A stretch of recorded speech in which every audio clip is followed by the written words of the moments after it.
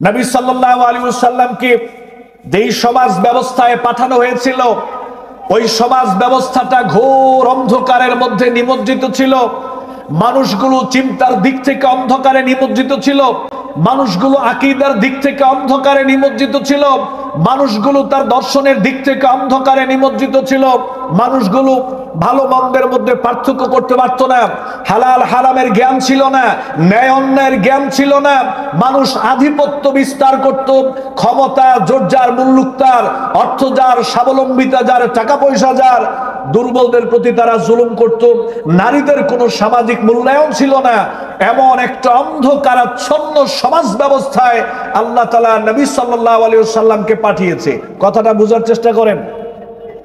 আল্লাহ সুবহানাহু ওয়া তাআলা নবীকে বলতে পারতেন, হে রাসূল, আপনি সর্বপ্রথম ঈমানের দাওয়াত দেন, সালাতের দাওয়াত দেন, কিন্তু আল্লাহ তাআলা এটা বলেন নাই।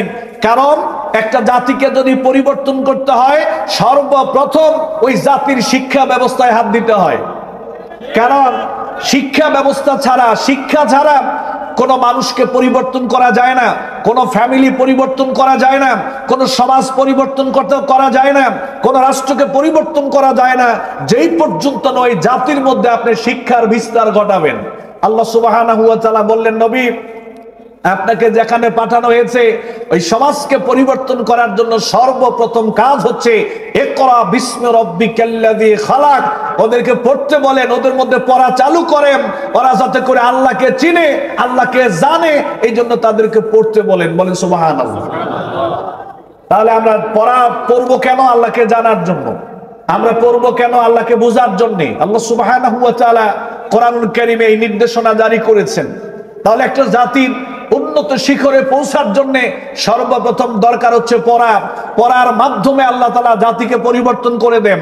এই জন্য আল্লাহ প্রথমে পড়ার কথা বলেছেন, এরপরে ঈমানের কথা বলেছেন, এরপরে আমলের কথা বলেছেন। ফাআলাম আন্নাহু লা ইলাহা ইল্লাল্লাহ। আল্লাহ বলতেছে, আল্লাহর প্রতি ঈমান আনয়ন করার আগে আল্লাহকে জানো, আল্লাহকে চেনো, আল্লাহকে বুঝো। এরপরে জেনে বুঝে এই কালেমাকে সামনে রেখে, কালেমার ডিমান্ডকে সামনে রেখে এরপরে আল্লাহ সুবহানাহু ওয়া তাআলার প্রতি ঈমান আনয়ন করো। তাহলে ঈমান কাজে আসবে, এই ঈমান তোমাদেরকে জান্নাতে নিয়ে যাবে। সুবহানাল্লাহ।